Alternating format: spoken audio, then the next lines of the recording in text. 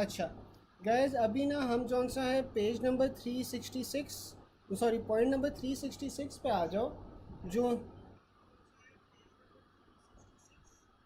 366 पे आप आ जाओ। यहाँ पे ना यूटीआई है। सबसे पहले हम यूटीआई ही डिस्कस कर लेते हैं along with the questions I have sent you, और फिर बाकी हम कर लेते हैं, ठीक है, ताकि आप लोग को रिलेट कर सको एमसीक्यूज़ के साथ और आपको बेहतर समझ आ सके, ठीक है। अब वो कह रहा है कि जो कॉमनेस्ट ऑर्गेनिज्म होता है जो यूटीआई कॉज कर रहा होता है वो क्या होता है, इकोलाई होता है। इकोलाई सबसे कॉमन होगा। जो आपके पास स्टाफिलोकोकस सैप्रोफिटिकस है, ये आपके पास सेक्सुअली एक्टिव यंग वुमेन के अंदर मिलता है, लेकिन despite being found in sexually active young women, E coli जो सा होता है वो सबसे कॉमन होता है इस ग्रुप के अंदर डिस्पाइट दैट, ठीक है। फिर आपके पास क्लेप्सियला आ जाता है और प्रोटियस मिराबिलस आ जाता है। प्रोटियस मिराबिलस जो सा है ना, इसके अंदर आपके पास अमोनिया सेंट होती है और साथ में आपके पास स्वार्मिंग मोटिलिटी होती है, ठीक है। अच्छा, फिर आपके पास एमसीक्यूज देख लेते हैं। Most common cause of acute pyelonephritis, acute pyelonephritis में आपके पास सबसे कॉमन कॉज क्या आ जाएगा, इकोलाई आ जाएगा। फिर long scenario of newly wed female with fever and pain at adnexa, suprapubic tenderness, her lab shows raised lymphocytes greater than 15,000। तो organism इसमें कौन सा इन्वॉल्व है, इकोलाई। अच्छा, अब मुझे कोई बता सकते हैं किस चीज़ का सिनेरियो है, इस कंडीशन को क्या कहते हैं आप, हम कोई बता सकते हैं कि न्यूली वेड फीमेल के अंदर अगर आपके पास एडिनेक्सा में पेन हो रही है, सुप्राप्यूबिक टेंडरनेस है, तो इस सिनेरियो को आप क्या कहोगे, लिम्फोसाइट्स भी रेज्ड हैं, इस सिनेरियो को आप क्या कहोगे।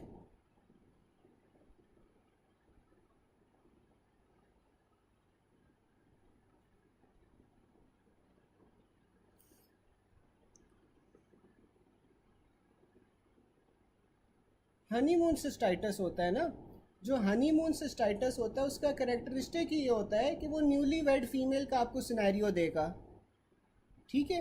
अगर ये न्यूली वेड फीमेल आ जाता है तो इनके अंदर हमारे पास हनीमून सिस्टाइटिस होगा, ठीक है। फिर आपके पास आ जाता है ग्राम नेगेटिव ऑर्गेनिज्म, ठीक है ना। तो अब ये हनीमून सिस्टाइटिस के अंदर ऑर्गेनिज्म कौन सा इन्वॉल्व हो रहा है, हमारे पास इकोलाई इन्वॉल्व हो रहा है। फिर आ रहा है gram negative organism can cause septic shock after infection in which tract, तो ये आपके पास यूरिनरी ट्रैक्ट होगा। 70-year-old man with frequent complaints of UTI, cause क्या होगा, जो मैन होते हैं ना उनके अंदर जो यूटीआई होता है वो इतना कॉमन नहीं होता। 70 ईयर्स का बंदा है, उसके अंदर अगर यूटीआई हो रहा है तो उसमें प्रॉब्ली क्या मसला है कि यूरिन आउटफ्लो जौन से ना उसकी ऑब्स्ट्रक्शन हुई हुई है।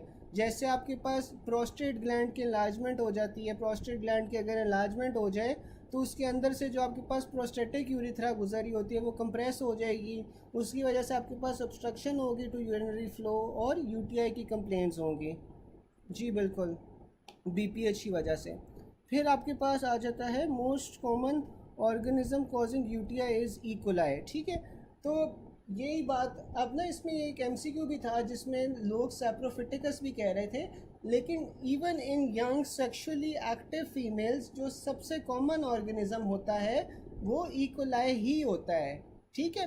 अच्छा, अगर तो ये आपके पास इकोलाई होता है तो फिर आपके पास सैप्रोफिटिकस का सिनेरियो कैसे आएगा, कोई मुझे बता सकते हैं। जो सैप्रोफिटिकस था ना उसमें भी आपके पास यही होगा कि यंग सेक्सुअली एक्टिव फीमेल होगी, लेकिन उसमें ना साथ में उसने बताया होगा कि जो ऑर्गेनिज्म है ना वो आपके पास ग्राम पॉजिटिव कोकाई है जो कि कैटलेस पॉजिटिव है और कोगुलेज नेगेटिव है।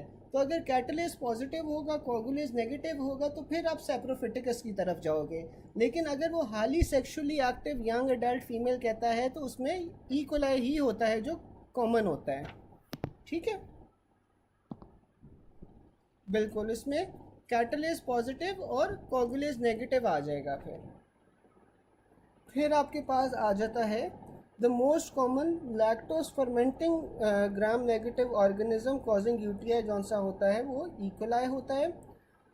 A 30-year-old female presented with rigors and chills, high-grade fever and not responding to treatment for more than 2 weeks।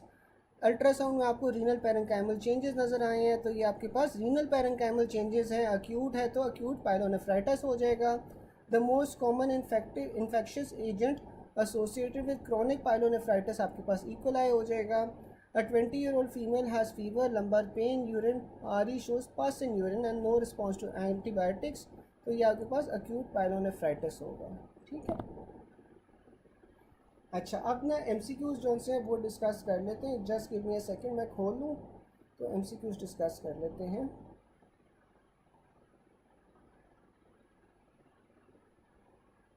अच्छा, अब जो पहला MCQ था वो था patient presented with UTI, culture shows gram negative with swarming motility, तो ये आपके पास जो सा है प्रोटियस है। सारों ने इसका ऑलमोस्ट सही जवाब दिया था।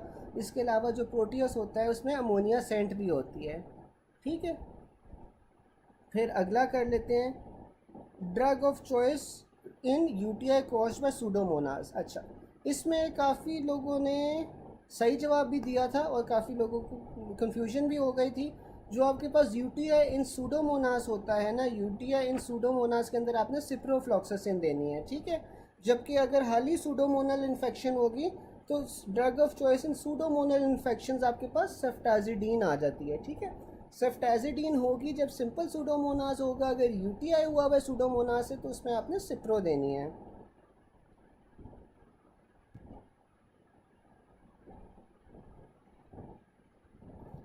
फिर अगला भी आपके पास वही सिनेरियो है।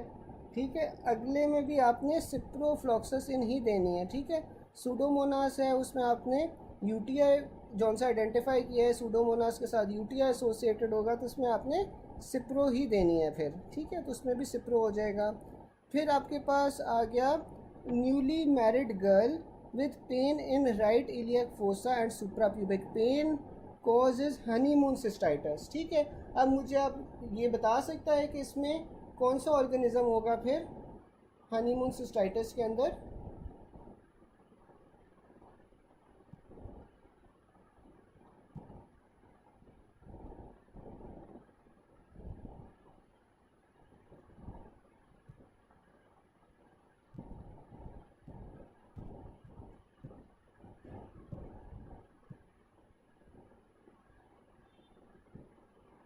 अब जो हनीमून सिस्टाइटिस है ना, इसमें आपके पास पॉजिटिव एजेंट इकोलाई होगा और ट्रीटमेंट जौन सी है ना हनीमून सिस्टाइटिस की क्या होती है, नाइट्रोफ्यूरेंटॉइन होती है।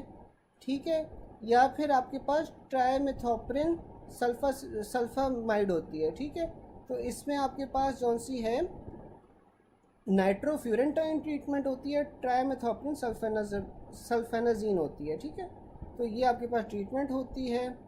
फिर आपके पास आ जाता है UTI इन यंग सेक्सुअली एक्टिव वुमेन, आपके पास इकोलाई होगा। जो हेमोरेजिक सिस्टाइटिस होता है, haemorrhagic cystitis is caused by adeno virus. ठीक है, एडिनो वायरस जौन सी होती है वो आपके पास हेमोरेजिक सिस्टाइटिस कॉज कर रही होती है।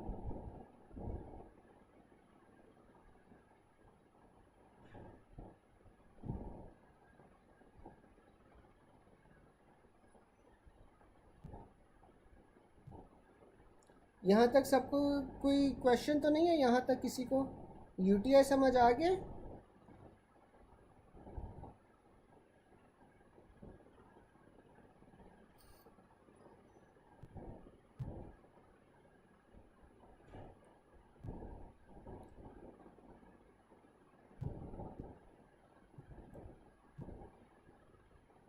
चलो, अब UTI का सवाल नहीं गलत होना चाहिए। ठीक है,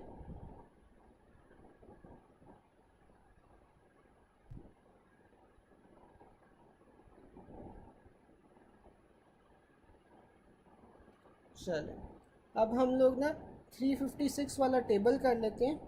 जो 356 पे टेबल है इसमें क्या है, patient known HIV suffering from severe headache, photophobia and science of meningeal irritation, on microscopy organism has hello around it, तो ये आपके पास क्या होगा, क्रिप्टोकोकस हो जाएगा। अब ये है मेनिंजाइटिस का केस, लेकिन क्योंकि HIV के साथ एसोसिएटेड है तो HIV के अंदर आपके पास ये क्रिप्टोकोकस हो जाएगा। अब cause HIV destroy CD4 cells, weakens the immune system, तो हमें पता है जो HIV है वो आपके पास CD4 सेल्स को अटैक करते हैं। ठीक है, जिससे आपका इम्यून सिस्टम जो है वो वीक हो जाता है। इसमें आपने एंटी रेट्रोवायरल थेरेपी शुरू करनी है when CD4 count is less than 350 by 10 into 350 into 10⁻6। ठीक है, 355 नहीं किया, चलो 355 भी कर लेते हैं। पहले अब ये शुरू कर दिया, ये कर लेते हैं, फिर 355 भी कर लेंगे। ठीक है, अच्छा। फिर आपके पास ना इसमें डायग्नोसिस क्या बनता है कि एड्स के अंदर आपके पास जौन सा है ना वो CD4 काउंट जौन सा होता है वो लेस दैन 200 होता है। ठीक है, जो नॉर्मल CD4 काउंट होता है वो आपके पास 500 से 1500 सेल्स पर मिलीलीटर्स होते हैं। ठीक है, जो CD4 सेल्स होते हैं, लेकिन एड्स के अंदर जौन सा है वो आपके पास लेस दैन 200 हो जाएंगे। इसमें आपने जौन सा प्रिजम्पटिव टेस्ट में क्या करवाना है, एलाइजा करवाना है। ठीक है, जिससे आपको हिंट मिलेगा कि आपके पास एड्स का सिनेरियो है। फिर आपने इसमें कॉन्फर्मेटरी टेस्ट क्या करवाना है, वेस्टर्न ब्लॉट करवाना है। वायरल लोड के लिए आपने PCR कराना है, और नियोनेट्स में भी आप PCR करवाते हो। फिर common disease of HIV positive adult कौन कौन सी होती हैं, CD4 काउंट जिसमें 500 से कम होता है उसमें आपके पास कैंडिडा अल्बाइकन्स आ जाती है। कैंडिडा अल्बाइकन्स के अंदर आपके पास ओरल थ्रश होगी। एप्स्टीन बार वायरस आ जाता है। एप्स्टीन बार वायरस के अंदर आपको ओरल हेरी ल्यूकोप्लेकिया मिलेगा। फिर HHV8 आ जाता है। HHV8 इज़ कपोसी सार्कोमा और ह्यूमन पेपिलोमा वायरस आ जाता है। ह्यूमन पेपिलोमा वायरस में आपको स्क्वेमस सेल कार्सिनोमा मिलेगा, सर्वाइकल कैंसर मिलेगा। फिर आपके पास अगर CD4 काउंट 200 से भी कम हो जाता है तो उसमें जो मेन ऑर्गेनिज्म होता है वो नीमोसिस्टस जेरोविची होता है। और CD4 काउंट जब आपके पास 100 से भी कम हो जाए तो उसमें आपके पास एस्परजिलस फ्यूमिगाटस आ जाता है। एस्परजिलस फ्यूमिगाटस में क्या होगा, कैविटेशंस बनेगी लंग्स के अंदर और हीमोप्टेसिस होगा। जो कैंडिडा अल्बाइकन्स है उसमें आपके पास ईसोफेजाइटिस होगा। साइटोमेगालोवायरस में रेटिनाइटिस होगा। और क्रिप्टोकोकस न्यूफॉर्मेंस में आपके पास मेनिंजाइटिस होगा। साथ में माइक्रोबैक्टीरियम एवियम भी जौन सा है वो आपके पास तभी इफेक्ट करती है जब CD4 काउंट्स आपके पास 100 से कम हो जाते हैं। फिर आपके पास नीमोसिस्टस जेरोविची कब आ रही थी, जब आपके पास CD4 काउंट 200 से कम था। इसमें होता क्या है, बायलैटरल इंटरस्टिशियल पल्मोनरी इन्फिल्ट्रेट्स बन जाते हैं, ग्राउंडलार्स अपीयरेंस होती हैं। चेस्ट एक्सरे में डायग्नोसिस में आपको ब्रोंको एल्व्यूलर लिवाज करवाते हो, इसमें आप सिल्वर स्टेन यूज़ करते हो। और मैनेजमेंट में आपके पास कोट्रेमेक्साजोल आ जाती है, IV पेंटामिडीन आ जाती है इन सिवियर केसेस, और अगर आप स्टीरॉयड्स देते हो अगर हाइपॉक्सिक है। ठीक है, तो नीमोसिस्टस जेरोविची जौन सी है ना ये आपके पास कब इफेक्ट करती है, जब CD4 काउंट 200 से कम हो जाए। इसमें आपके पास बायोलैटरल इंटरस्टिशियल इन्फिल्ट्रेट्स मिलते हैं जिसमें ग्राउंड ग्लास अपीयरेंस होगी। डायग्नोसिस में आप ब्रोंको एल्व्यूलर लिवाज करोगे। फिर उसमें आपने जौन सा मैनेजमेंट में क्या करना है, कोट्रेमेक्साजोल देना है। साथ में अगर सिवियर है तो उसमें आपने IV पेंटामिडीन देनी है, स्टीरॉयड्स देने हैं अगर हाइपॉक्सिया के साथ पेशेंट प्रेजेंट कर रहा है। ब्रेन लीजन्स आपके पास कौन सी होती हैं, टॉक्सोप्लाज्मोसिस होती है। टॉक्सोप्लाज्मोसिस मोस्ट कॉमन लीजन होती है जिसमें आपके पास मल्टीपल रिंग एनहांसिंग लीजन्स बनती हैं बेसल गैंग्लिया के अंदर। प्रोग्रेसिव मल्टीफोकल ल्यूकोएंसेफेलोपैथी आ जाती है कॉज्ड बाय ये जो आपके पास जेरोविची या कार्नाई वायरस होता है। इससे आपके पास होती है multiple bilateral non enhancing lesions in the white matter इसमें होती हैं। प्राइमरी CNS लिम्फोमा में आपके पास क्या होता है, no fever single large homogenous enhancing peri ventricular lesions. ठीक है, तो CNS लिम्फोमा में आपको फीवर भी नहीं मिलेगा, लार्ज एक single large homogenous enhancing peri ventricular lesion मिलेगी, यानी कि वेंट्रिकल्स के अराउंड आपके पास एक लार्ज होमोजेनस लीजन होगी इसके अंदर, प्राइमरी CNS लिम्फोमा के अंदर। ठीक है, फिर आपके पास टॉक्सोप्लाज्मोसिस टॉक्सोप्लाज्मा गोंडी आ जाता है। टॉक्सोप्लाज्मा गोंडी में आपके पास ब्रेन एब्सेप्स होती है, ये भी तब होती है जब CD4 काउंट 100 से कम हो जाता है। क्रिप्टोस्पोडियम में आपके पास डायरिया हो रहा होता है, ये भी आपके पास 100 से कम में होता है। ठीक है, आप टॉक्सोप्लाज्मोसिस में और लिम्फोमा के अंदर किस तरह डिफ्रेंशिएट करोगे, आप थेलियम टेस्ट करवाओगे जो कि लिम्फोमा के अंदर पॉजिटिव होता है, नेगेटिव होता है टॉक्सोप्लाज्मोसिस में। ठीक है,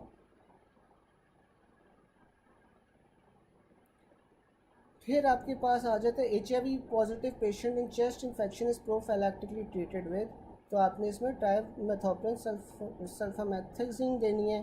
फिर lymph node biopsy in early stages of HIV will reveal follicular hyperplasia है।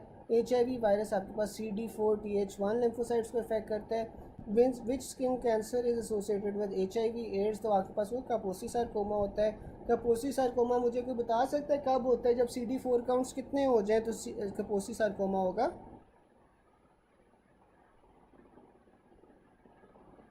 कपोसी सार्कोमा में आपके पास CD4 सेल्स कितने हो जाते हैं, तो ये होता है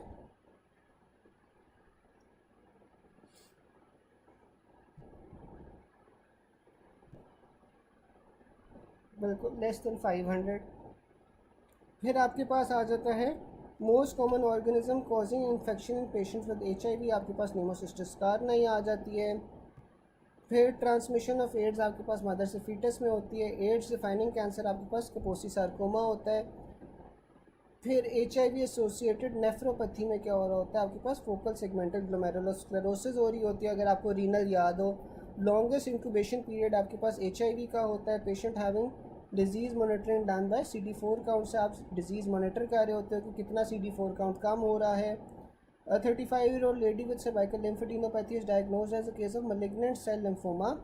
Which immunological disorder is she most likely to have? तो ये आपके पास जो प्राइमरी CNS लिम्फोमा होता है ये आपके पास एड्स के अंदर हो रहा होता है। अच्छा, अब मुझे ये बता सकते हो कोई कि जो आपके पास टॉक्सोप्लाज्मोसिस गोंडी होता है और जो CNS लिम्फोमा होता है, ये डिफ्रेंशिएट आप कैसे कर सकते हो दोनों को? CNS लिम्फोमा को और टॉक्सोप्लाज्मोसिस गोंडी को आप किस तरह डिफ्रेंशिएट कर सकते हो?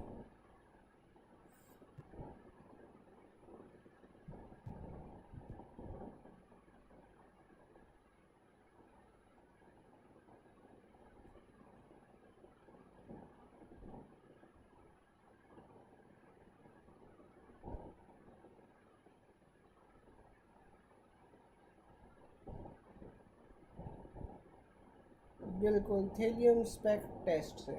अब जो ये थेलियम स्पेक टेस्ट है ये पॉजिटिव होगा लिम्फोमा के अंदर और नेगेटिव होगा आपके पास ये टॉक्सोप्लाज्मोसिस गोंडी के अंदर। अच्छा,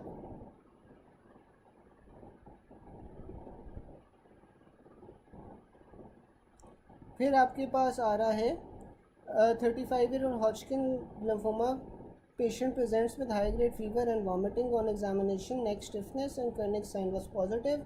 CSF में फंगल ऑर्गेनिज्म मिला तो ये आपके पास क्रिप्टोकोकस होगा। इसके ट्रीटमेंट क्या होता है, एम्फोटेरिसिन B होता है। ठीक है, फिर आपके पास आ रहा है patient HIV positive for 10 years presents with abdominal obstruction and pain। Scan में आपको ग्रे वाइट मास मिला है which is resected and shows infiltrating invading tumour, तो आपके पास B सेल लिम्फोमा होता है। ठीक है,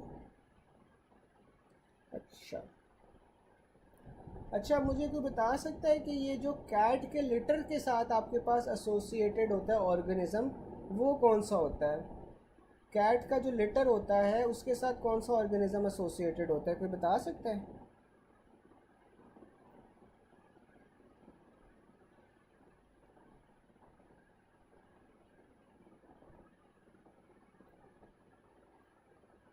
बिल्कुल टॉक्सोप्लाज्मोसिस गोंडी होता है। फिर आपके पास ना ऊपर 355 में से हो गया था हमारे पास।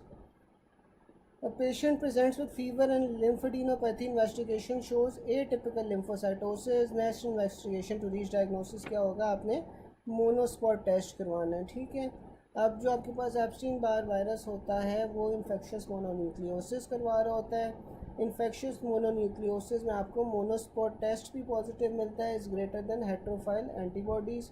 हेट्रोफाइल antibody test is also known as monospot test या पॉल ब्रूनर टेस्ट। ठीक है, फिर इसमें आपके पास एटिपिकल लिम्फोसाइटोसिस हो रही होती है। जो एप्स्टीन बार वायरस है वो टिपिकली आपके पास B सेल्स को इफेक्ट करता है। इसमें आपके पास एटिपिकल सेल्स होते हैं that proliferate in response to T cells. ठीक है, हिंट आपके पास क्या है, upper respiratory tract infection taking amoxicillin या ampicillin develops rash, diagnosis of infectious mononucleosis इससे बनेगा। Following is cause by DNA virus, तो इन्फेक्शियस मोनोन्यूक्लियोसिस DNA वायरस के होता है, B सेल्स को इफेक्ट कर रहा होता है। T सेल्स के रिस्पॉन्स में जो आपके पास B सेल्स होते हैं वो अब नॉर्मली प्रोलिफरेट कर रहे होते हैं। ठीक है, A 30-year-old man gives history of sore throat and fever followed by 6 weeks of malaise.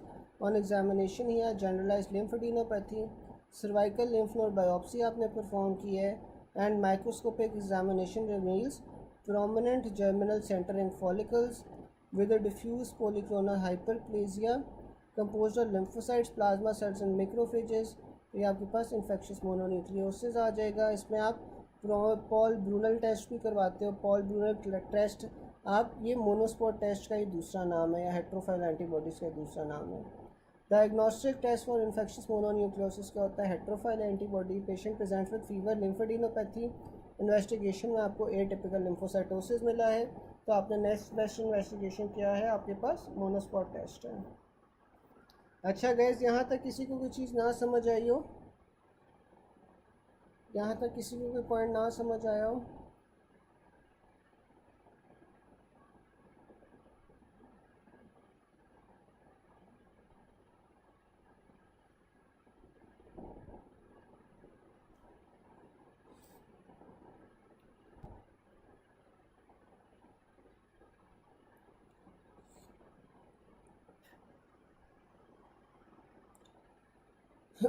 अच्छा, फिर आ रहा है baby born to HIV mother. आपने कौन सा टेस्ट करना है? PCR करना है। बच्चों के अंदर आप PCR करते हो, वायरल लोड के लिए भी आप PCR करते हो। जो प्रिजम्पटिव होता है वो एलाइजा होता है, कॉन्फर्मेटरी वेस्टर्न ब्लॉट होता है, ठीक है। फिर आपके पास आ रहा है HIV patient surgery done, what agent commonly use to wash floors. तो आपने 1% हाइपोक्लोराइड देना है, ठीक है। जो OT फ्लोर के लिए होता है वो आप 1% हाइपोक्लोराइड देते हो। इंस्ट्रूमेंट्स के लिए आप 2% ग्लूटरल्डिहाइड देते हो। Which of the following is used as an antiseptic for surgical scrub and skin during surgery. तो आपने इसमें क्लोरहेक्सिडिन और अल्कोहल यूज़ करना है as an antiseptic. Which of the following is used as an antiseptic for hand wash in OT। तो इसमें भी आप क्लोरहेक्सिडिन और अल्कोहल यूज़ करोगे। फिर आपके पास टाइफॉइड आ जाता है। जो फर्स्ट वीक इसका निमोनिक बासु है, फर्स्ट वीक के अंदर ब्लड कल्चर, सेकेंड वीक में एंटीबॉडी या विडाल टेस्ट, थर्ड वीक के अंदर स्टूल एंटीजन और चौथे हफ्ते में आपने यूरिन कल्चर करवाना है, ठीक है।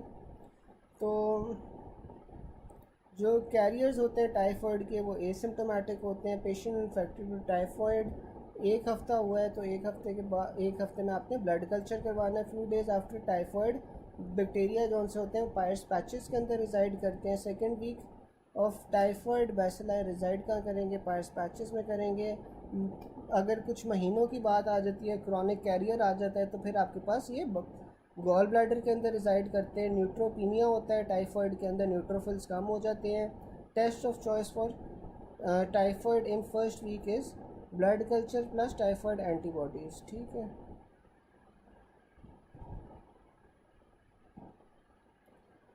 फिर आपके पास ना क्लोस्ट्रीडियम की टाइप्स आ जाती हैं। जो क्लोस्ट्रीडियम टेट नहीं होती है, इसमें आपके पास स्पैस्टिक पैरालिसिस होगी, राइसिस सार्डोनिकस होता है और लॉक्ड जॉ होता है। Toxin prevents the release of inhibitory GABA and glycine neurotransmitter from the Renshaw cells in the spinal cord, spread via motor neurons. इसकी ट्रीटमेंट आपने क्या देनी है? मेट्रोनिडाजोल अब आप प्रेफर करते हो इसमें बेनाइन पेनिसिलिन के लिए की जगह। फिर आपके पास क्लोस्ट्रीडियम बोटुलिनियम आ जाता है। क्लोस्ट्रीडियम बोटुलिनियम आपके पास फ्लैसिड पैरालिसिस करवा रहा होता है, फ्लॉपी बेबी सिंड्रोम करवा रहा होता है। Toxin prevents the release of stimulatory acetylcholine signals at the neuromuscular junction, जिससे आपके पास फ्लैसिड पैरालिसिस होती है। जो क्लोस्ट्रीडियम पेफरेंजीज है, इसमें आपके पास फॉस्फोलाइपेज एंजाइम जो सा होता है वो डिग्रेडेशन करवा रहा होता है फॉस्फोलिपिड्स की, जिससे आपके पास मायोनिक्रोसिस होती है, गैस गैंग्रीन होती है। क्लोस्ट्रीडियम डिफिसिल जो सा होता है वो आपके पास सूडोमेम्ब्रेनस कोलाइटिस करवा रहा होता है, which is often secondary to antibiotic use. इसमें आपने ट्रीटमेंट मेट्रोनिडाजोल दे देनी है। अगर मेट्रोनिडाजोल नहीं होगा तो आपने वैंकोमाइसिन दे देनी है। अगर लाइफ थ्रेटनिंग कॉम्प्लिकेशंस हैं तो उसमें आपने मेट्रोनिडाजोल और वैंकोमाइसिन दोनों देनी है।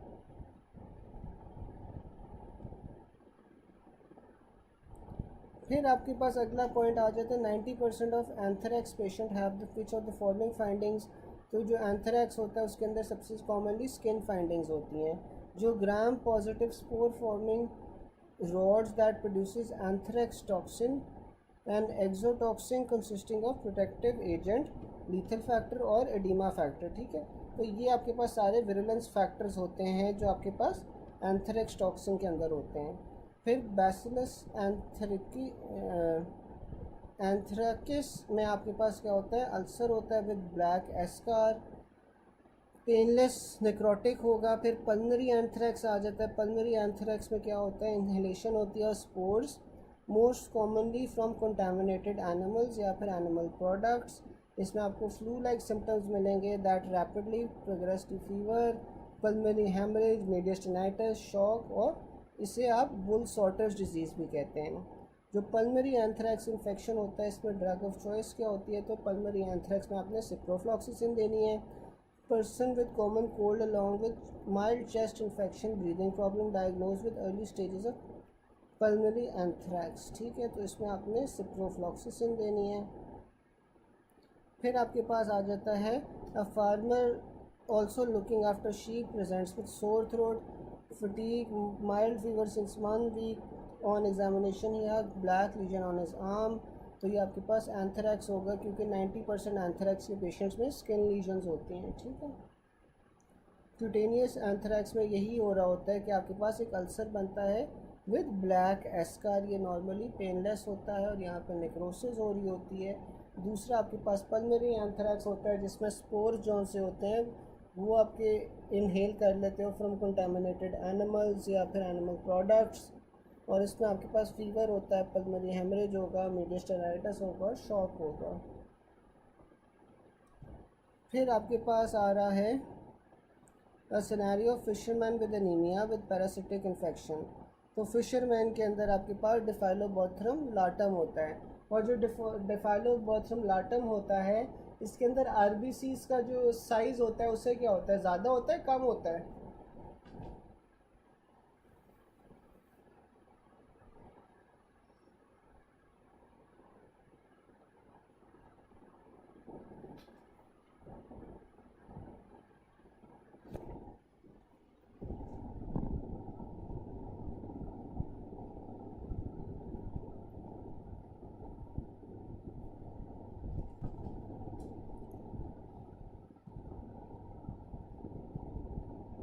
बिल्कुल, मेगैलोब्लास्टिक एनीमिया होता है, मेगैलोब्लास्टिक एनीमिया होता है। फिर आपके पास आ जाता है fisherman with anaemia and parasites, आपके पास डिफाइलोबोथ्रम लाटम होगा।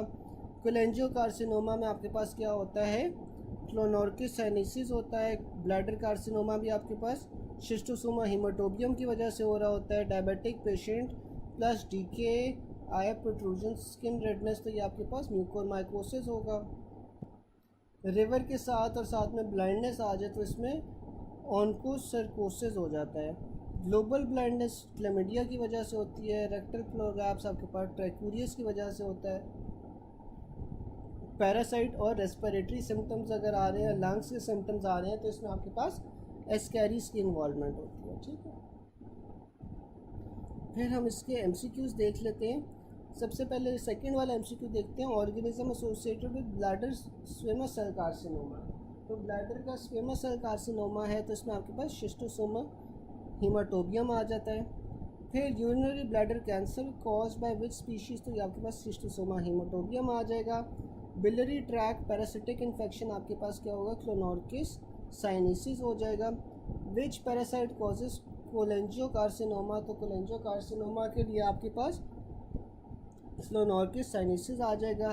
Helminthic disease cause by mosquito, तो इसमें आपके पास फिलेरिएसिस आ जाएगा। फिर squamous cell carcinoma of bladder आपके पास शिस्टोसोमा हीमाटोबियम आ जाएगा। A person eating raw and uncooked meat can cause infestation by tapeworm. Onchocerciasis cause by which of the following, तो ये आपके पास आई इन्वॉल्वमेंट करवाता है और इसमें स्किन नोड्यूल्स होते हैं। A female after coming from foreign develops lesion and nodules on the side of her face and eye, visual issue increasing gradually. Relate to which of the following, तो ये आपके पास onchocerca volvulus आ जाता है। A person living on the river side develops blindness. Which organism is most likely to be the cause of blindness, तो ये आपके पास onchocerca volvulus। फिर वही अगला वाला भी आपके पास यही सिनारियो है। फिर आपके पास आ रहा है an African women comes to you with swollen eyes and skin rash, small filarial worm was notice in the eye, तो इसमें आपके पास लोआ आ जाएगा। And hypertensive and diabetic patient presented to ICU in comatose state he had bleeding from nose and right eye, orbital invasion and cellulitis, तो इसमें आपके पास म्यूकोरमाइकोसिस आ जाएगा। A patient with diabetic ketoacidosis dies in hospital, तो ये आपके पास fungal infection हुआ है किडनी में, ब्रेन में, हार्ट में, तो ये म्यूकोर होगा।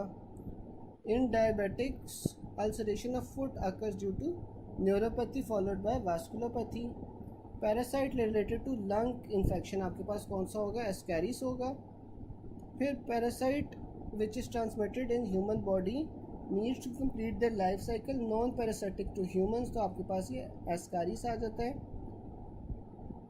फिर a young child presented with complaints of per rectal bleeding on examination, उसके पास रेक्टल प्रोलैप्स है। कॉजेटिव ऑर्गेनिज्म में क्या आ जाता है? ट्रैक्यूरिस ट्रैक्यूरा आ जाता है। हाँ, डायबिटिक म्यूकोर होता है और नॉन डायबिटिक एस्परजिलस होता है, बिल्कुल आप सही कह रहे हो। अच्छा, ये आप ना 1 मिनट लेके पढ़ो सारा पेज, ठीक है, जो 219 है। अगर इसमें फिर कोई क्वेश्चन है तो आप लोग पूछ लो, ठीक है। ये 219 आप 1 सेकंड लगा के पढ़ो पेज, कोई क्वेश्चन है तो फिर पूछो।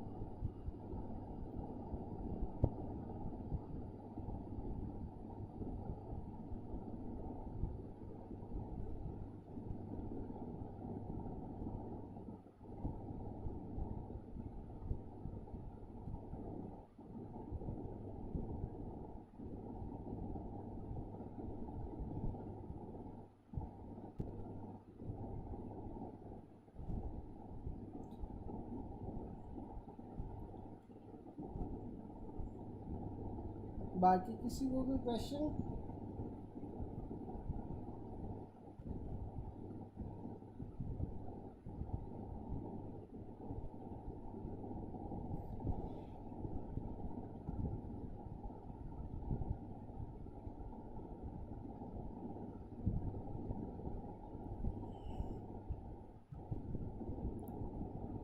फिर आपके पास आ रहा है pregnant women present with German measles at 6 week of pregnancy, which of the following is a child most likely to be suffering, तो ये आपके पास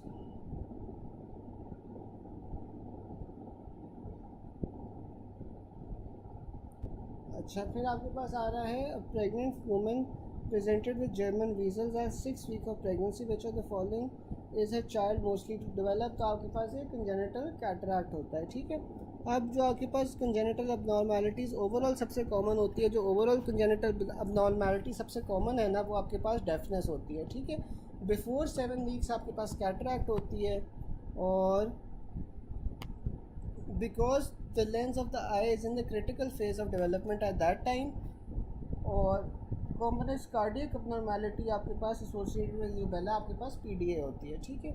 अ child is born with cataract, which of the following will have affected his mother during pregnancy, तो ये आपके पास rubella आ जाएगा। How to prevent congenital rubella, anti rubella vaccine आप देते हो रिप्रोडक्टिव एज के अंदर।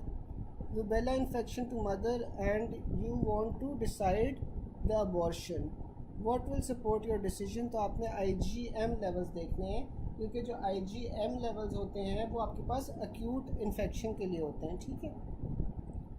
N expected mother was infected with rubella, months later she develops a full-term baby with no obvious signs of infection. The best test to diagnose acute infection, तो acute infection के लिए हमने पढ़ा हुआ है कि IgM देते हो। Congenital abnormality of heart is associated with rubella, आपके पास कौन सी होगी? Patent ductus arteriosus होगा। A pregnant female got German measles, she consulted her obstetrician worrying about the baby, which is the most likely complication the baby might have, तो ये आपके पास जो सबसे कॉमन इन्फेक्शन होती है वो डेफनेस होती है, जो सबसे कॉमन आपके पास कॉम्प्लिकेशन हो सकती है। A woman with 5 weeks of pregnancy contracted German measles. She consulted her obstetrician worrying about the baby. Which is the most likely complication the baby might develop? तो आपके पास में congenital cataract आ जाता है. A young woman is infected with rubella after 7 weeks of pregnancy. The offspring is likely to have congenital deafness. ठीक है.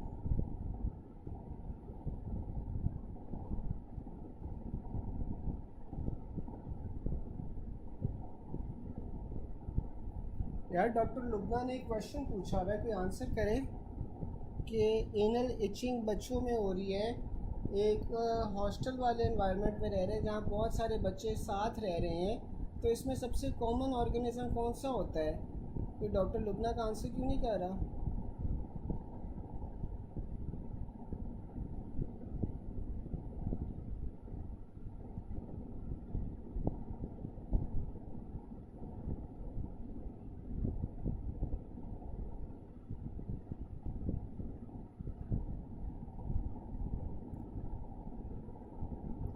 फिर आपके पास आ जाता है बेबी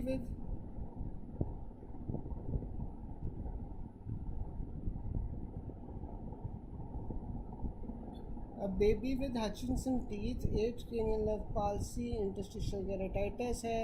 तो डायग्नोसिस आपके पास क्या बन जाएगा? कंजेनिटल सिफिलिस बन जाएगा. हचिनसन टीथ आपके पास, आपको पता है सिफिलिस जो कंजेनिटल होता है उसमें होते हैं. ठीक है. The term TORCH includes toxoplasmosis आता है इसमें. फिर other such as syphilis, hepatitis B आ जाता है. फिर आपके पास रुबेला आता है, साइटोमेगालो वायरस आता है, हर्पीस सिम्प्लेक्स वायरस आता है. ठीक है.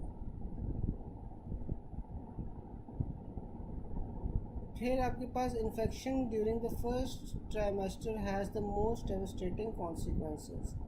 अब इसमें आपके पास congenital toxoplasmosis, congenital syphilis, congenital rubella. फिर आपके पास आ जाता है कंजेनिटल साइटोमेगालो वायरस और हर्पीस सिम्प्लेक्स वायरस. अब जो आपके पास कंजेनिटल टॉक्सोप्लाज्मोसिस होता है ना, जो टॉक्सोप्लाज्मोसिस है is a parasitic disease cause bye toxoplasma Gondi. Classical इसमें आपको ट्रायड मिलता है किन किन चीज़ों का? इसमें आपके पास हाइड्रोसेफलस होता है, इंट्राक्रेनियल कैल्सिफिकेशंस होंगी और साथ में कोरियोरेटिनाइटिस होगा. ठीक है. तो जो आपके पास कंजेनिटल टॉक्सोप्लाज्मोसिस है ये पैरासिटिक डिजीज़ है, टॉक्सोप्लाज्मा गोंडी से होती है. इसमें आपको हाइड्रोसेफलस, इंट्राक्रेनियल कैल्सिफिकेशंस और कोरियोरेटिनाइटिस का ट्रायड मिल रहा होता है. फिर आपके पास आ जाती है कंजेनिटल सिफिलिस. जो कंजेनिटल सिफिलिस होगी उसमें क्या होता है? मैक्युलोपेपुलर रैश होगी, ऑस्टियोकॉन्ड्राइटिस होगा, कोरियोरेटिनाइटिस होगा, हचिनसन टीथ होंगे और क्लूटन जॉइंट्स होंगे. कोई मुझे बता सकता है कि क्लूटन जॉइंट्स क्या होते हैं? Syphilis is the only maternal infection that is associated with recurrent abortions. ठीक है. तो जो सिफिलिस होती है वो वाहिद मैटरनल इन्फेक्शन होती है जिसकी वजह से आपके पास बार बार अबॉर्शंस होती हैं. तो मुझे बता सकता है कि क्लूटन जॉइंट्स में क्या होते हैं?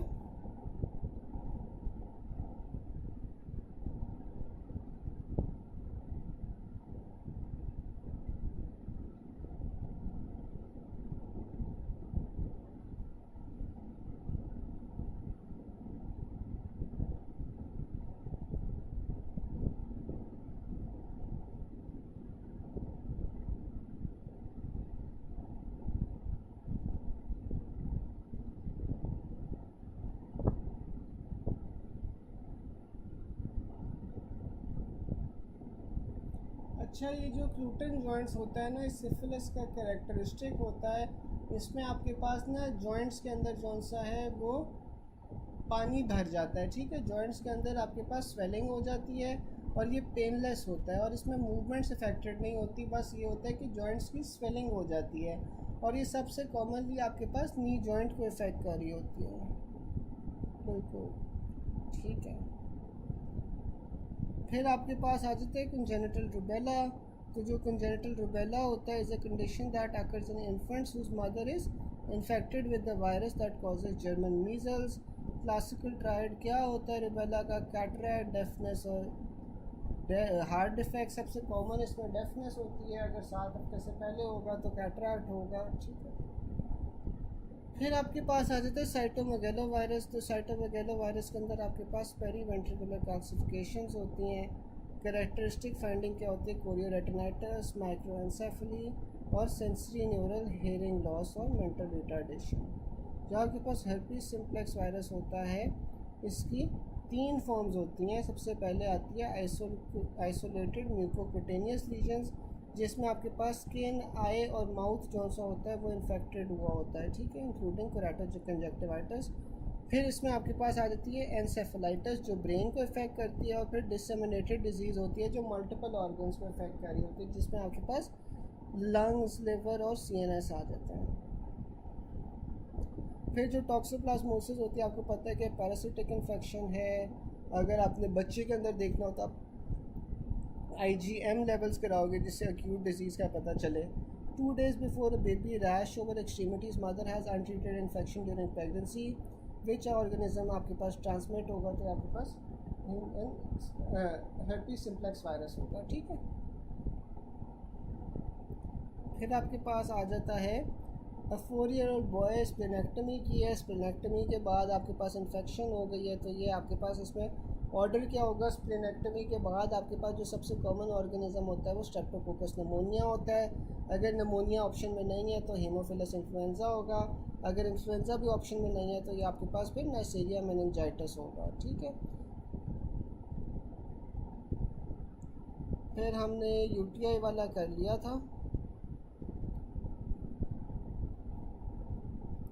यहाँ तक क्या किसी को कोई चीज़ ना समझ आई हो? यहाँ तक कोई चीज़ ना समझ आई हो?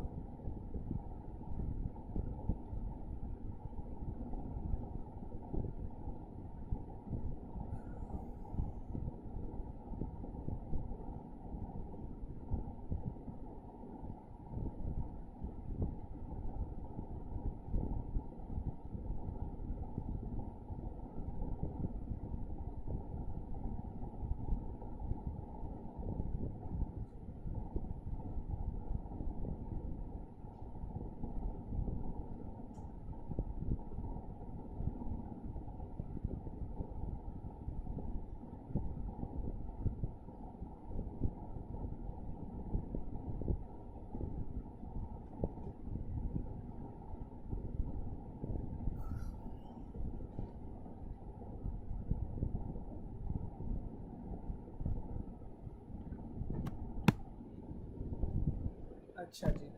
फिर आपके पास आ जाता है कॉर्नी बैक्टीरिया डिफ्थेरिया, आपके पास एक्सोटॉक्सिन्स प्रोड्यूस करता है। अब जो आपके पास कॉर्नी बैक्टीरिया डिफ्थेरिया होता है ना, वो डिफ्थेरिया टॉक्सिन प्रोड्यूस करता है विच इज़ एन एक्सोटॉक्सिन, ठीक है।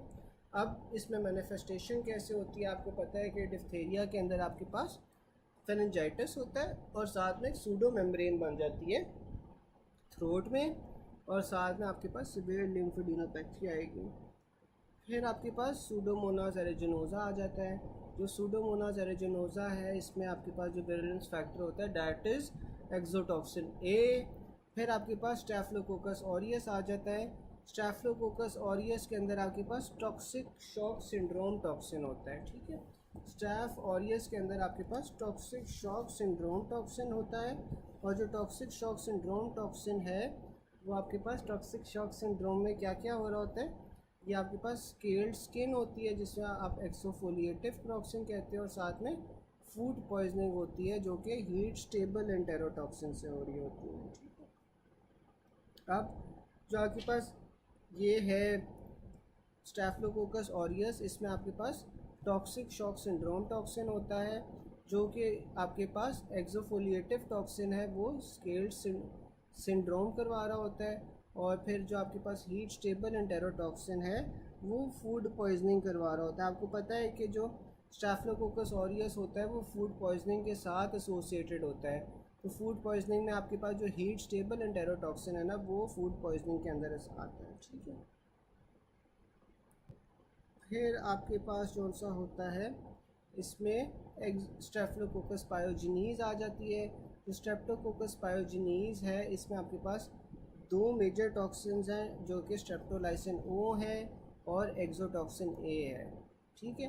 अब जो आपके पास स्ट्रेप्टोलाइसिन ओ है वो आपके पास कंट्रीब्यूट करता है टू बीटा हेमोलिसिस, ठीक है। अच्छा, अब जो आपके पास ये है ना स्ट्रेप्टोकोकस पायोजिनीस, एक सेकंड, मुझे कोई बता सकता है कि जो ग्रुप ए स्ट्रेप्टोकोकस है, ग्रुप ए स्ट्रेप्टोकोकस में आपके पास कौन से बैक्टीरिया की एग्जांपल आ जाती है? ग्रुप ए स्ट्रेप्टोकोकस में कौन सा बैक्टीरिया होता है?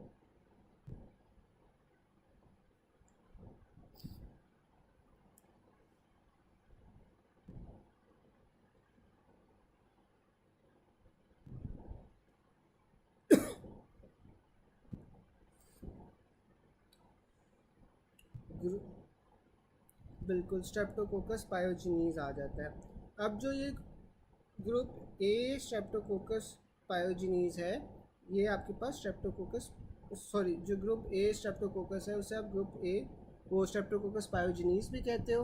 और जो आपके पास ये है, ये आपके पास इसमें स्ट्रेप्टोलाइसिन ओ होता है जो आपके पास विरुलेंस फैक्टर होता है and it contributes to beta haemolysis, ठीक है। ये आपके पास बीटा हेमोलिसिस करवाता है। Most antibodies against toxin ASO are use to diagnose rheumatic fever. तो आपको पता है कि जो रूमेटिक फ़ीवर होता है उसके अंदर हम ASO टाइटर्स लेते हैं। तो ये जो ASO टाइटर्स होते हैं ना, ये बेसिकली होते क्या हैं, ये आपके पास एंटीबॉडीज़ होती है अगेंस्ट द स्ट्रेप्टोलाइसिन O, जो कि एक विरुलेंस फैक्टर है ऑफ स्ट्रेप्टोकोकस पायोजिनीज। फिर आपके पास इसमें एक्सोटॉक्सिन A आ जाता है। जो एक्सोटॉक्सिन A होता है वो आपके पास टॉक्सिक शॉक लाइक सिंड्रोम जौन सा होता है वो करवाता है। Toxic shock like syndrome associated with painful skin infection, और इसमें साथ में आपके पास स्कारलेट फीवर होता है विच इज़ एरिथ्रोजेनिक टॉक्सिन। फिर आपके पास विब्रियो कॉलरा आ जाता है। जो विब्रियो कॉलरा होता है इसमें कॉलरा टॉक्सिन होता है और ये क्लोराइड की सिक्रीशन ज़्यादा करवाता है इन गट, और साथ में आपके पास राइस वाटर डायरिया होता है। फिर क्लोस्ट्रीडियम टेटनी आ जाता है। इसमें आपके पास टेटनोस्पाज्मिन होता है जो विरुलेंस फैक्टर होता है विच इज़ एन एक्सोटॉक्सिक। ये आपको पता है कि स्पास्टिक पैरालिसिस करवाता है, राइसिस सार्डोनिकस करवाता है, लॉक जॉक करवाता है, प्रिवेंट करता है release of inhibitory hormones which are GABA and glycine from Renshaw cells in the spinal cord. फिर क्लोस्ट्रीडियम बोटुलिनियम आ जाता है। ये आपके पास बोटुलिनियम टॉक्सिक से होता है। और यहाँ पे आपके पास फ्लैसिड पैरालिसिस और फ्लॉपी बेबी सिंड्रोम आ जाता है। इसमें आपके पास एसिटाइलकोलिन का जो रिलीज़ है वो प्रिवेंट होता है इन द न्यूरोमस्कुलर जंक्शन। फिर आपके पास क्लोस्ट्रीडियम पेफरेंजीज आ जाती हैं जो कि अल्फा टॉक्सिन होता है, और ये आपके पास फॉस्फोलाइपेज को एक्टिवेट कर रही होती हैं और गैस गैंग्रीन करवा रही होती हैं। एक सेकंड मुझे देखने दो, रहता कितना है।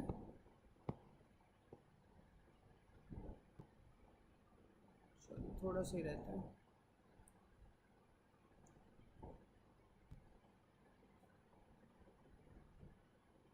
फिर ना हम मलेरिया कर लेते हैं। अब जो मलेरियल पैरासाइट है ना वो ह्यूमंस के अंदर कैसे आता है? जो मलेरियल पैरासाइट है वो ह्यूमंस में आता है स्पोरोजाइट्स के फॉर्म में, ठीक है। Mullerian which stage inactivate in the body, तो जो हिप्नोसाइट होता है ना, जब वो हिप्नोसाइट स्टेज में होता है तो तब वो आपके पास इनएक्टिव होता है। सेरिब्रल मलेरिया आपके पास cause by plasmodium falciparum. Black water fever आपके पास प्लाज्मोडियम फैल्सीफोरम से आ रहा होता है। फिर जो शॉर्टेस्ट प्री एरिथ्रोसिटिक फेज़ होती है वो फैल्सीफोरम की होती है, जबकि जो लॉन्गेस्ट प्रो एरिथ्रोसिटिक फेज़ है वो आपके पास प्लाज्मोडियम मलेरी का आता है। प्लाज्मोडियम फैल्सीफोरम आपके पास मलिग्नेंट मलेरिया करवा रहा होता है, जिसमें आपके पास इरेगुलर टर्शियन फीवर पैटर्न होता है, जबकि जो वाइवेक्स होता है ये सबसे कॉमन है एशिया में। पाकिस्तान में जो प्लाज्मोडियम मलेरिया है ये आपके पास क्वार्टरन फीवर करवा रहा होता है, यानी कि 72 आवर्स इसमें साइकिल होती है। फिर आपके पास जो प्लाज्मोडियम नोलोसिकी है ये आपके पास रिलेटिवली एक नए किस्म का मलेरिया है। Malaria is associated with haemolytic anaemia, ठीक है। Farmer with migratory lesion of foot, आपके पास क्यूटेनियस लार्वा माइग्रेंस होगी। माइग्रेटरी लीजन और माइग्रेंस आप याद रख सकते हो। Most common post burn non bacterial infection आपके पास ऑर्गेनिज्म कौन सा होता है? पोस्ट बर्न के अंदर जो सबसे कॉमन नॉन बैक्टीरियल ऑर्गेनिज्म होता है वो आपके पास कैंडिडा होता है। In burns which protein become deficient, तो आपके पास बर्न्स के अंदर एल्बुमिन की डिफिशिएंसी हो जाती है। Metabolic derangements common to patient with burns, आपके पास क्या होगा? Hyponatraemia. Increased ESR is due to decrease albumin, ठीक है। ESR ज़्यादा क्यों होता है? एल्बुमिन के कम होने की वजह से।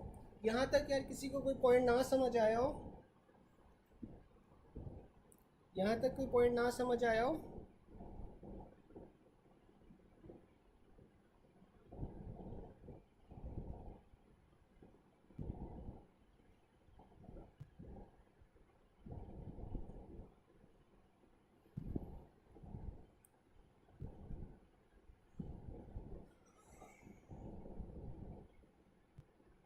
चलें, फिर आपके पास आ जाता है नमूनिया इम्यूनोसप्रेसेंट्स में।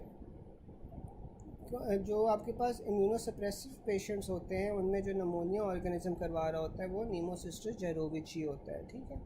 स्ट्रेप्टोकोकस नमूनिया जौन सा होता है सबसे कॉमन होता है ऑफ कम्युनिटी एक्वायर्ड नमूनिया, और लोबार नमूनिया में स्ट्रेप्टोकोकस नमूनिया आ जाता है। एल्डरली अल्कोहलिक्स और पोस्ट प्लेनेक्टमी में भी आपके पास स्ट्रेप्टोकोकस नमूनिया आ जाता है। स्टैफ ऑरियस जौन सा होता है वो सबसे कॉमन नमूनिया होता है पोस्ट इन्फ्लुएंज़ा, यानी कि इन्फ्लुएंज़ा वायरस से इन्फेक्शन हुई है उसके बाद अगर नमोनिया हो रहा है तो वो स्टैफ ऑरियस करवाएगा। Most common cause of nosocomial pneumonia, तो अगर हॉस्पिटल एक्वायर्ड नमोनिया की बात होगी तो आपके पास वो स्टैफिलोकोकस ऑरियस आता है। अच्छा, अगर आपके पास कम्युनिटी एक्वायर्ड नमोनिया की बात होगी तो उसमें आपके पास स्ट्रेप्टोकोकस नमोनिया आता है, ठीक है। अगर मुझे बताओ कि वेंटिलेटर के साथ नमोनिया एसोसिएटेड हो, तो वेंटिलेटर के साथ नमोनिया एसोसिएटेड होगा तो वो सबसे कॉमन कौन सा होता है?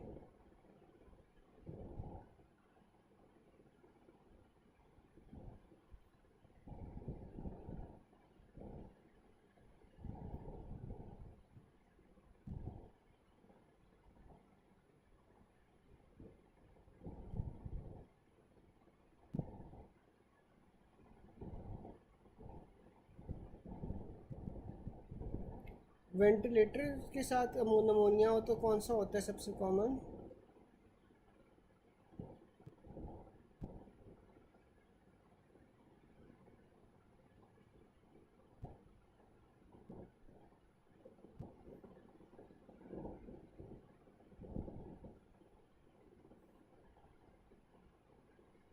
बिल्कुल, सूडोमोनास। अच्छा डॉक्टर लुबना, अगर क्रेसेंट शेप आएगा ना तो क्रेसेंट शेप में आपने फैल्सीफेरम को सिलेक्ट करना है। इसमें आपने फैल्सीफेरम को सिलेक्ट करना है, ठीक है, जो डॉक्टर लुबना आप पूछ रही हैं इसमें। फिर आपके पास आ जाता है क्लेप्सियला नमोनिया इज़ रेयर, इससे आप जौन सा होता है फ्रीडलैंडर नमोनिया भी कहते हो। इसमें आपके पास 5 एज ऑफ क्लेप्सियला आ जाते हैं। कौन कौन से?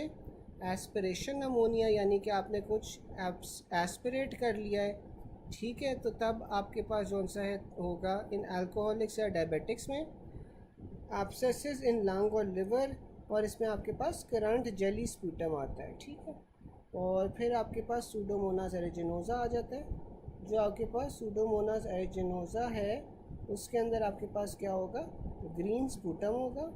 Most common cause of nosocomial pneumonia और most common pathogen in bronchiolitis and congestive heart failure, और most common cause of death due to pneumonia in patient with cystic fibrosis, ठीक है। फिर माइकोप्लाज्मा नमोनिया आ जाता है। जो माइकोप्लाज्मा नमोनिया होता है इसमें कोल्ड अग्लूटिनेंस में cause an autoimmune haemolytic anaemia. फिर एच इन्फ्लुएंजा जौन सा होता है वो ज़्यादातर कॉमन होता है COPD और स्मोकर्स में। Most common bacterial cause of acute exacerbation of COPD, most common organism isolated from patients with bronchiolitis. फिर नीमोसिस्टस जायरोविची आ जाता है। जो नीमोसिस्टस जायरोविची होता है वो most common opportunistic infection in patients with acquired immunodeficiency occurs when CD4 count आपके पास 200 से कम होता है, ठीक है। अच्छा, मुझे कोई बता सकता है जो COPD पेशेंट्स होते हैं उसके अंदर सबसे कॉमन नमोनिया कौन सा होता है? COPD पेशेंट्स के अंदर सबसे कॉमन नमोनिया कौन सा होगा?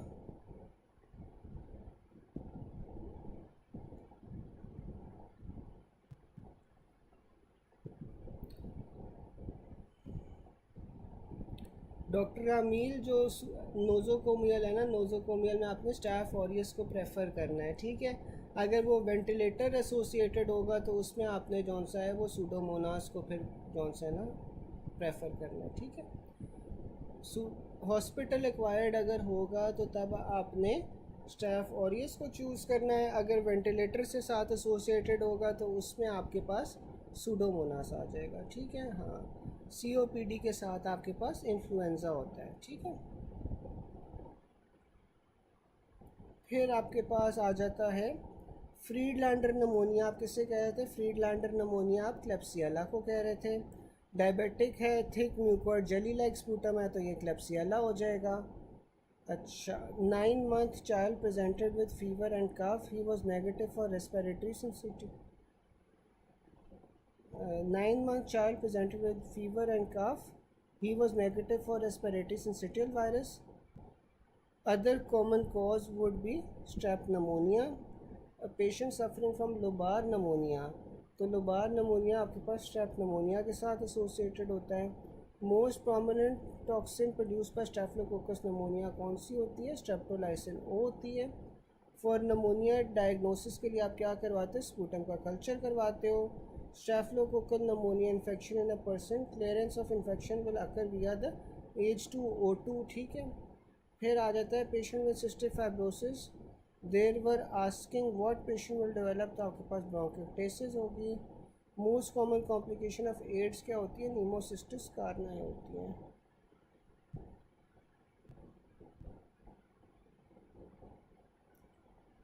यहाँ तक किसी को कोई बात ना समझ आई हो?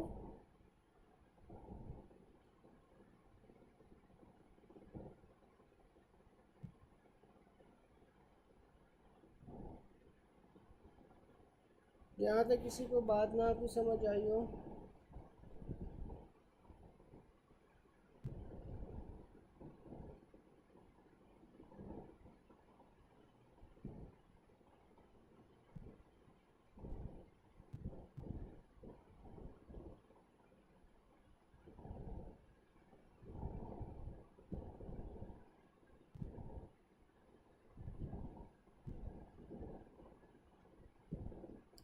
जो ब्रोंकियोटेसिस है ना, ब्रोंकियोटेसिस के अंदर आप एच इन्फ्लुएंजा को चूज़ करोगे, ठीक है। ब्रोंकियोटेसिस के अंदर आपने जौन सा है ना एच इन्फ्लुएंजा को चूज़ करना है।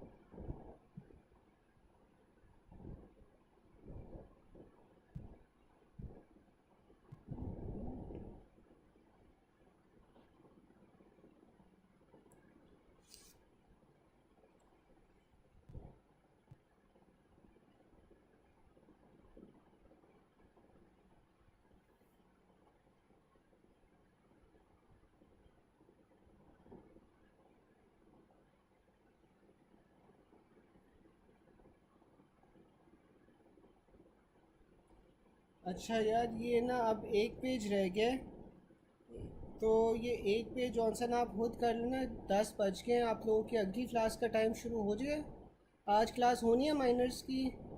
अगर नहीं होनी तो मैं करवा देता हूँ, बताओ।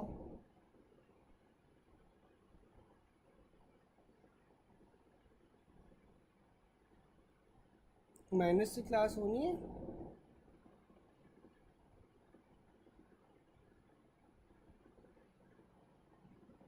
अच्छा, होनी है।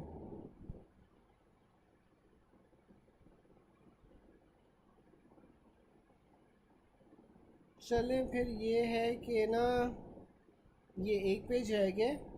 अगर आपको कुछ नहीं समझ आती तो फिर आप लोग पूछ लेना। 11 बजे होनी है सबकी, 11 बजे होनी है। डॉक्टर मोहम्मद अली आपकी 11 बजे होनी है। डॉक्टर अमील आपकी 10 बजे ही होनी है, आपकी भी 11 बजे ही होनी है।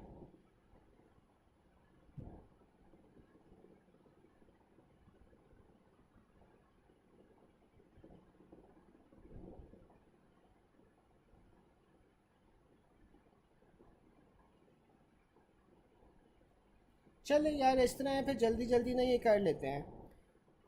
विच ऑर्गेनिज्म कॉजेज लिम्फोग्रेनुलोमा वेनेरम, तो आपके पास जो लिम्फोग्रेनुलोमा वेनेरम है वो आपके पास क्लेमिडिया ट्रैकोमैटिस से होता है, ठीक है। L1 से L3 cause by chlamydia trachomatis, ठीक है। और STDs होती है। और इसमें आपके पास जो सीरोटाइप होता है, सीरोटाइप में ABC होती है, ठीक है। इसमें सीरोटाइप जो क्लेमिडिया में होती है वो आपके पास सीरोटाइप ABC होती है, जो आपके पास ट्रेकोमा करवा रही होती है। ट्रेकोमा में आपके पास क्या होता है, फॉलिकुलर कंजक्टिवाइटिस होता है, साथ में कॉर्नियल स्कारिंग होती है। फिर आपके पास सीरोटाइप्स L1 से L3 आ जाती है। जो L1 से L3 होती है ना, इसमें आपके पास लिम्फोग्रेनुलोमा वेनेरम आ जाता है, जबकि D से K के अंदर जो सीरोटाइप होती है उसमें आपके पास STD होती है।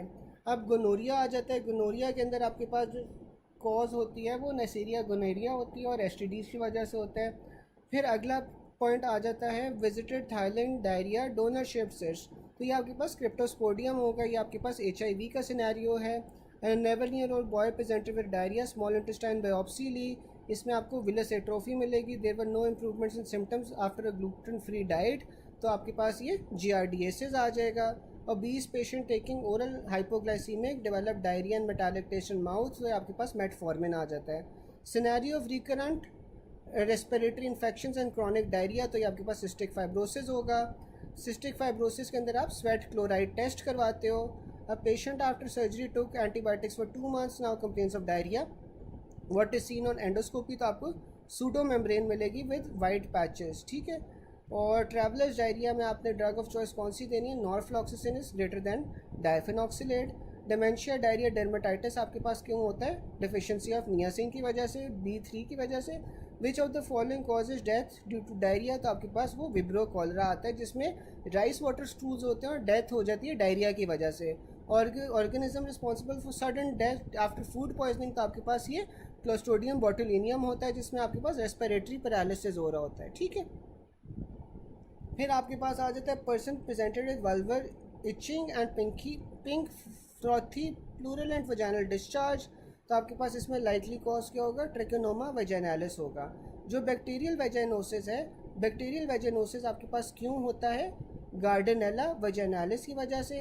बैक्टीरियल वेजाइनोसिस में आपके पास क्या होगा, वेजाइनल डिस्चार्ज होगा विच विल बी फिशी या ऑफेंसिव इन स्मेल और results in low birth weight, pre term labour होगा और लेट मिसकैरेज होगी। इसकी ट्रीटमेंट क्या होती है, ओरल मेट्रोनिडाजोल होती है फॉर 5 to 7 days, या फिर ऑल्टरनेटिवली आप टॉपिकल मेट्रोनिडाजोल या क्लिंडामाइसिन भी यूज़ कर सकते हैं। फिर आपके पास ट्रेकोनोमा वेजाइनालिस आ जाती है। जो ट्रेकोनोमा वेजाइनालिस है इसमें आपके पास येलो ग्रीन फ्रॉथी डिस्चार्ज होगा, स्ट्रॉबेरी सर्विक्स होगा, इचिंग और बर्निंग होगी। Metronidazole for patient and partner आपने इसमें प्रोफाइलैक्टिकली देनी है। फिर आपके पास कैंडिडा आ जाती है। जो कैंडिडा है इसके अंदर आपके पास कॉटेज चीज़ डिस्चार्ज होता है, वल्वाइटस होता है और साथ में इची होता है, ठीक है।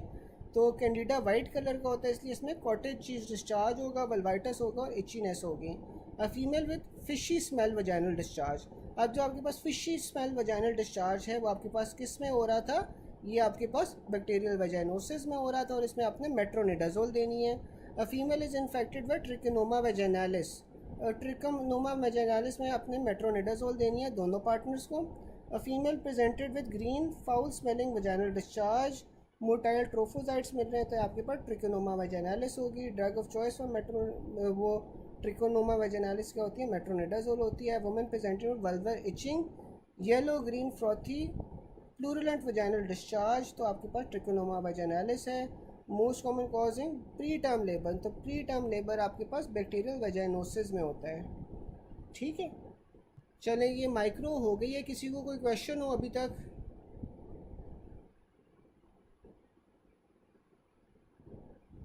कोई क्वेश्चन हो?